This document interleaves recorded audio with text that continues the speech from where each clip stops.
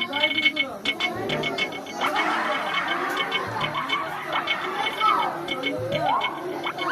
গো আমার জামা প্যান্টটা কি তোমরা এগুলো কি করছো? তোমার জামা ইস্ত্রি করছি। আরে পাগল, এটা থাকতে কেউ এইভাবে ইস্ত্রি করে?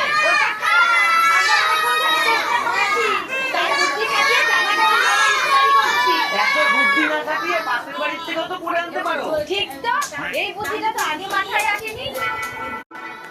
চলুন মা, পাশের বাড়ির দিদির কাছে যাই, দেখি কিছু করতে পারে নাকি। হ্যাঁ, তাই চলো। দিদি, ও দিদি। দিদি নেই, কোথায় গেছে? ঘরে। কি দরকার বলুন? বলছি আমাদের ইস্ত্রিটা খারাপ হয়ে গেছে, ওইদিকে ওর বাবা কাজেও বেরোবে, তাই এই জামা প্যান্টটা একটু ইস্ত্রি চালিয়ে দিন না। ঠিক আছে।